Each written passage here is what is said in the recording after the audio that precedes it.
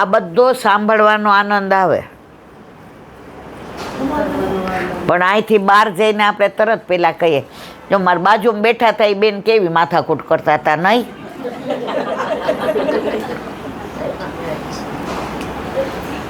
સેવા કરતા હોય ને વહુ આપણને પૂછે ને, એ કે આજે ભાભુ આવવાના શું બનાવવું? એ ભાઈ એને ભાવે એવું બનાવજો. અલા ભાઈ, સેવા કરો છો, સામે ઠાકોરજી છે. ઓલો કલેક્ટર આવ્યો હોય ને તો ધીમે ધીમે બોલીએ, પાછા આમ કહીએ, ધ્યાન રાખજો સાહેબને ખરાબ ન લાગે. સાહેબની ચિંતા, પણ સાહેબને બનાવવા વાળો બાપ આપણા ઘરમાં બિરાજે, પણ એની આમની આપણે રાખતા નથી. આજે જ મેં સાંભળ્યું કે ઠાકોરજી બધા જ દોષ માફ કરી દે છે, ઈર્ષા ક્યારેય માફ કરતા નથી. અને સૌથી વધુ અત્યારે હોય તો ઈર્ષા, દેખા દેખી. તમે આગળ નીકળી ગયા ને હું રહી ગઈ તો તમારા ટાંટિયા કેમ ખેંચવા? એટલું ધ્યાન ભક્તિમાં આપીએ ને, ભક્તિ કરતા છૂટે મારા પ્રાણ, પ્રભુજી એવું માગો રે. બોલીએ છીએ ખરા, પણ જીવીએ છીએ એવી રીતે કે અમરપટ્ટો લખાવીને આવ્યા છે. આમાંથી કોઈ આપણે માનીએ છીએ કે આપણે એક ક્ષણનો ભરોસો નથી, છતાંય બધા જે ચેન્નઈ ગયા હતા તો ત્યાં હોસ્ટેલમાં 3-4 છોકરા વૈષ્ણવ હતા. એટલે એની માનો ફોન આવ્યો હતો કે ગુરુદેવ તારા આવ્યા છે તો તું સન્મુખ થાજે. એટલે જે જ્યાં ઉતર્યા હતા ત્યાં એ છોકરાઓ ગયા, ચરણ સ્પર્શ કર્યા.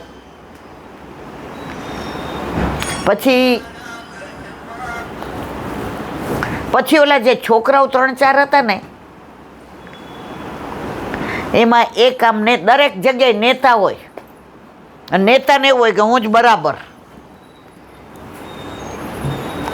એટલે એણે ઓલા છોકરાને કીધું, એ કે આ ગુરુદેવ પૈસા કેટલા લે છે આપણે હોસ્ટેલમાં? એ કે વચનામૃત કરો.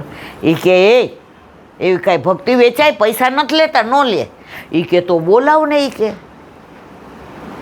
એટલે એણે એના ડીનને પરમિશન લીધી અને જેને વિનંતી કરી કે સારું આવીશ, તમારે કાંઈ દેવા લેવાનું નહીં.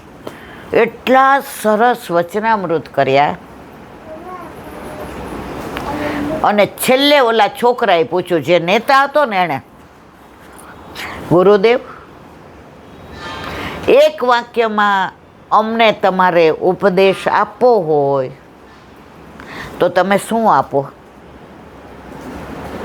શું કીધું? એક વાક્યમાં તમારે ઉપદેશ આપવો હોય તો તમે શું આપો? ઓલા નેતાના મનમાં એમ હતું કે એક વાક્યમાં તો શું આપવાના? જે સરસ જવાબ આપ્યો, સાંભળવા જેવો. ભાઈ, એક વાક્યમાં ઉપદેશ આપવો હોય તો હું એ આપું કે એવી રીતે જીવવાનું કે આજે તારી જિંદગીનો છેલ્લો દિવસ છે. સમજાયું બધાને? આપણે આ બધા બેઠા છીએ, એમાં મને કોક એમ કે ઈલાબેન જેટલું બોલવું એટલું બોલી લો, હમણાં ઘરે જાઓ એટલે ધબો નારાયણ, હું આટલું સારું બોલી શકું? એ ગભરાઈ જાઉં, મને એમ થાય હા મારે મરી જવાનું, આમાં મરી જવું કોઈને ગમે મારવાલા? માણસને સૌથી વધુ બીક હોય ને તો મૃત્યુની, અને મૃત્યુ એ જ સનાતન સત્ય છે. આવીએ છીએ ને ત્યારે કોમ્પ્યુટરમાં રિટર્ન ટિકિટ હોય જ છે, એ તમે કેન્સલ નથી કરાવી શકતા. એમાં કોઈ વાયરસ ન આવે. એમાં તો તમારે જે લખ્યું હોય ત્યારે જાવું જ પડે. જવાનો સમય આવ્યો, જવાના જવાના રે, થવાના રવાના એ તો જવાના. વૈદ કે ડોક્ટર કામ નહીં આવે, ઘરમાં પડા રહેશે બાટલા દવાના રે, બાટલા દવાના. જવાનો સમય આવ્યો, જવાના.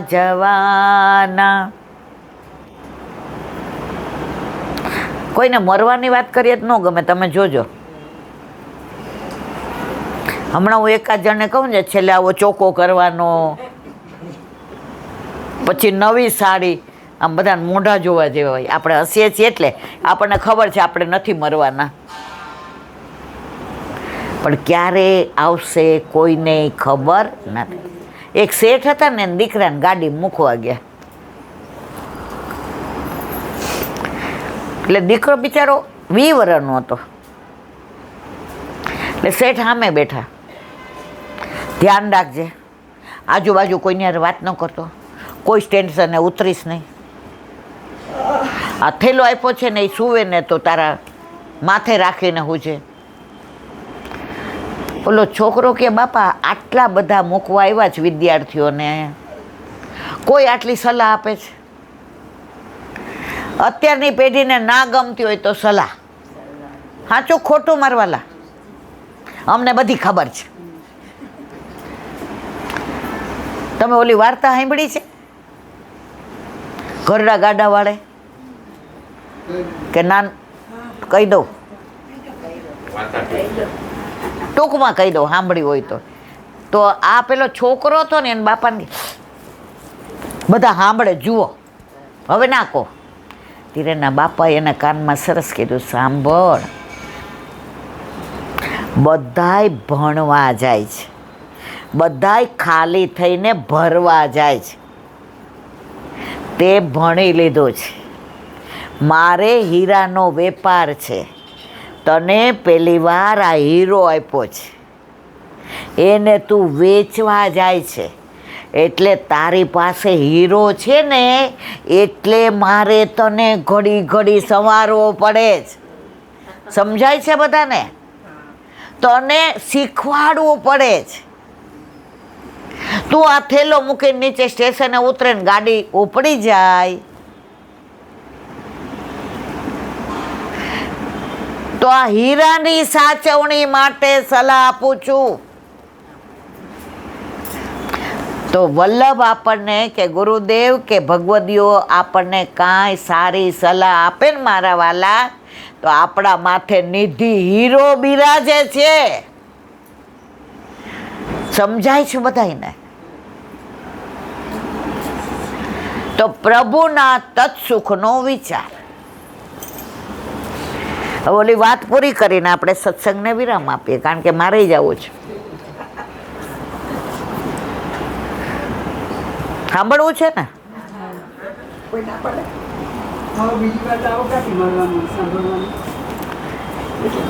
એ પેલાના જમાનામાં એક દીકરો ભણી ગણીને આવ્યો. હવે ગામડામાં બાપા રહેતા હતા. છોકરાઓ ભણી ગણીને આવે ને એટલે મા બાપને તો બુદ્ધિ વગરના જ સમજે. એ ભણ્યા હોય પણ ગણ્યા ન હોય, અને મા બાપ ભલે ભણ્યા ન હોય પણ ગણ્યા હોય. એટલે આમ સુટેડ બુટેડ ને આમ એવો થઈને આવ્યો. એટલે એના મા બાપને કીધું, હું ગામડામાં રહીશ નહીં, હું શહેરમાં જ રહીશ. એ કે કાંઈ વાંધો નહીં, તમારે અહીંયા જ રહેવાનું હો, ગામડામાં. બરાબર. હવે એના લગ્ન નક્કી થયા.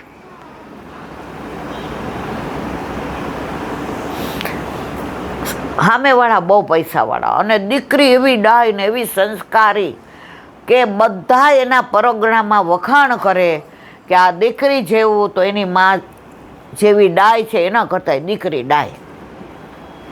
હવે એણે કીધું કે જાનમાં બધાય આવજો. તો આ છોકરો તો ઓલો ભણેલો ગણેલો નામ, ઇસ્ત્રી ટાઈટ કપડાં ને સુટેડ ને બુટેડ ને ઇંગ્લિશ બોલે ને. હવે એના બાપા શું પહેરે? પેલું ફાળ્યું. અને ધોતિયું એ પેલું પેલાના જમાનામાં તમને ખબર જાડા ધોતિયા પહેરતા હતા. એટલે એણે રાતના બોલાવ્યા બાપાને. એ કે તમારે મારી બાઈ જાનમાં નથી આવવાનું. ત્યાં એ કે આબરૂ ને કાંકરા જાય. આ તમે આવું પહેરી? એ કે ભાઈ અમે તારા પેન્ટ શર્ટ ન પહેરીએ, અમે તો પહેરીને આવશું ને તો આ જ પહેરીને આવે. એ કે તો ઘરે રહો. કાંઈ વાંધો નહીં.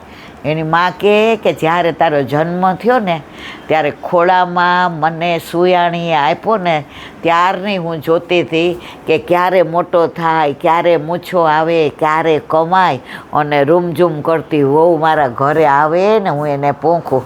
ભાઈ મને જ લઈ જા. એ કે નહીં.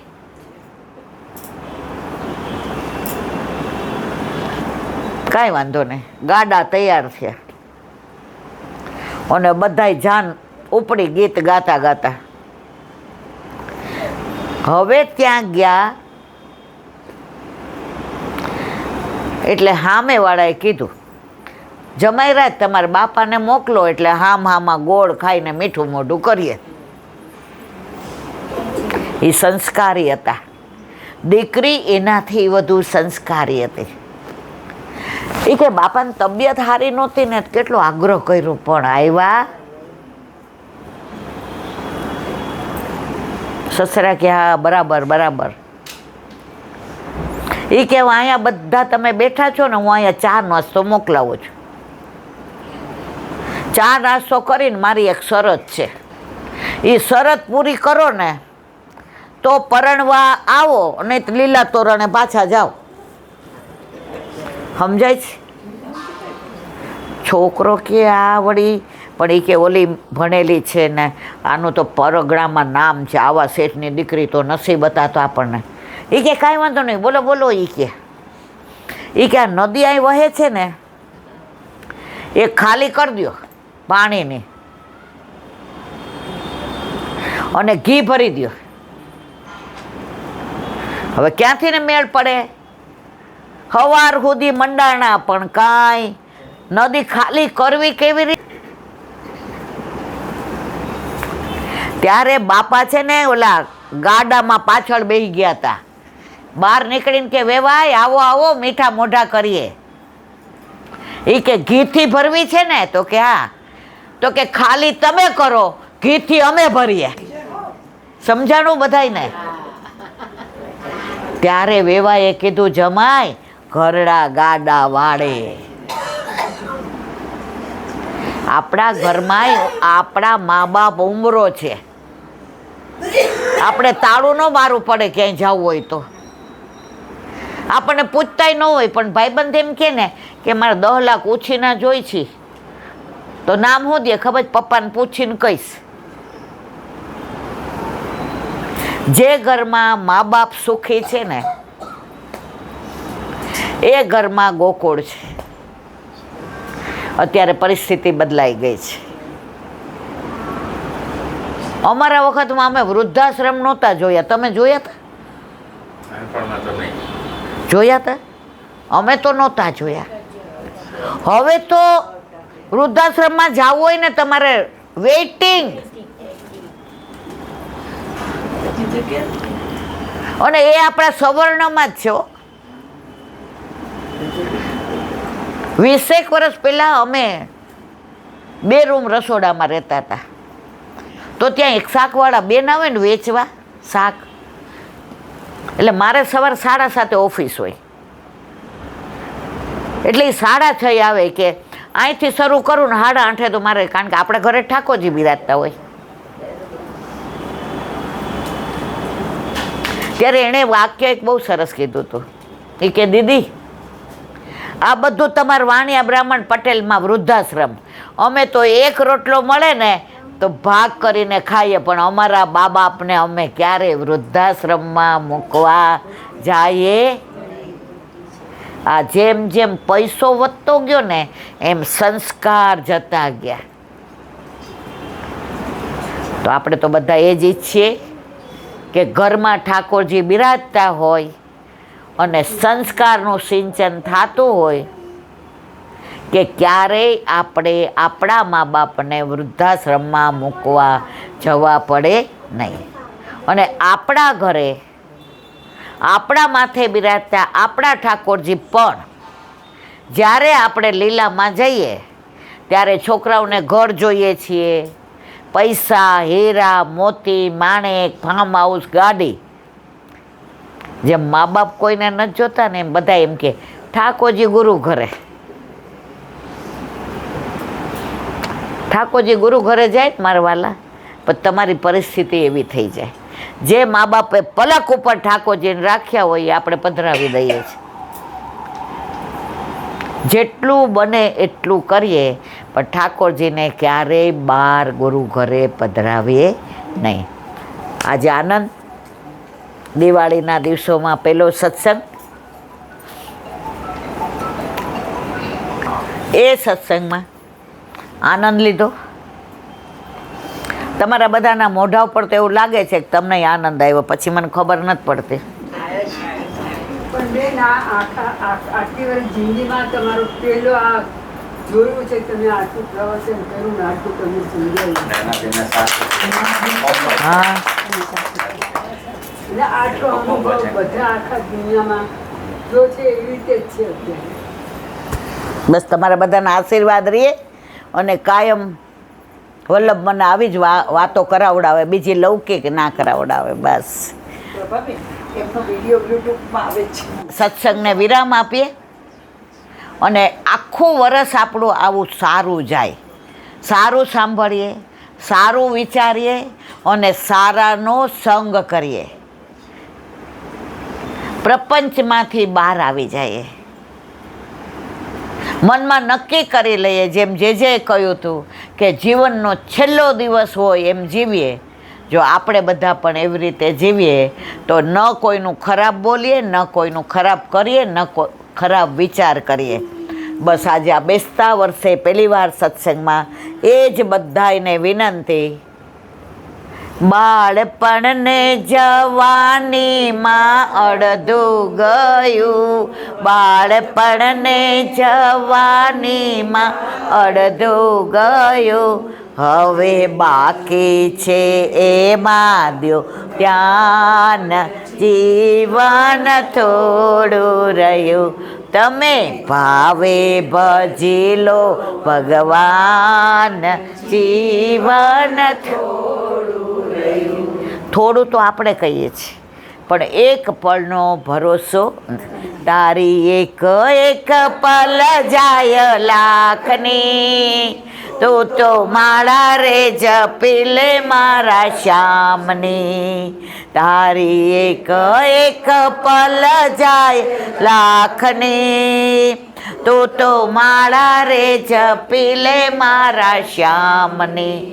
બસ આખું વરસ આવા સારા વિચારો લઈએ, ઠાકોરજીની વાતો સાંભળીએ. કૃષ્ણની લીલા અદ્ભુત છે, રસાળ છે, તો એ રસમાં આપણે રસ મસ્ત રહીએ અને નિરસ ન બનીએ એવી વલ્લભના ચરણારવિંદમાં વિનંતી કરી. બોલો વલ્લભા.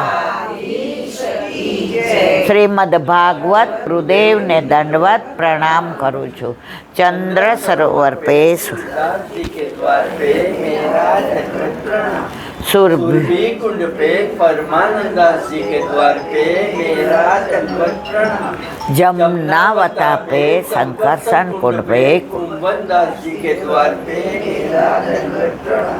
बिलछू कुंड पे कृष्णदास जी के द्वार पे मेरा दंडवत प्रणाम. कदम खंडी पे गोविंद स्वामी के द्वार पे मेरा दंडवत प्रणाम. अप्सरा कुंड पे चित्त स्वामी के द्वार पे मेरा दंडवत प्रणाम. मानसी गंगा पे नंददास जी के द्वार पे मेरा दंडवत प्रणाम. रुद्र कुंड पे चक्रबुदास जी के द्वार पे मेरा दंडवत प्रणाम. વ્રજ વિલાસ વ્રજની ગોપિકાઓને મારા દંડવત પ્રણામ. હે સવારથી અત્યાર સુધી સેવા સ્મરણ સત્સંગ જે પણ તે કરાવ્યું તે તારા ચરણારવિંદમાં સમર્પણ કરું છું. ભૂલ અપરાધ થઈ હોય તો ક્ષમા કરશો. બોલો વલ્લભાધીશ કી જય. દ્રઢઈના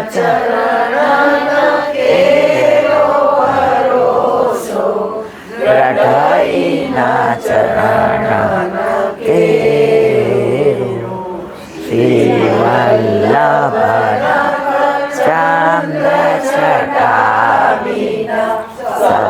જુગમાં જ અંધેરો ભરોસો દ્રઢઈના ચરણ કેરો સાધન और नहीं कली में जासु होय निवेरो सुर का कहे द्विविध आंदरो बिना मोल को चेरो भरोસો દ્રઢઈ ચરણના દ્રઢઈના ચરણના દ્રઢઈના ચરણના કેરો શ્રી વલ્લભાધીશ. આજનો આ સત્સંગ મારા વલ્લભના ચરણારવિંદમાં સમર્પણ કરું છું. ભૂલ અપરાધ થઈ હોય તો ક્ષમા કરશો. આ મારા વલ્લભની વાણી અને ભૂલો એ મારી. બોલો વલ્લભા. બધાય વૈષ્ણવને જાજા કરીને જય શ્રી કૃષ્ણ.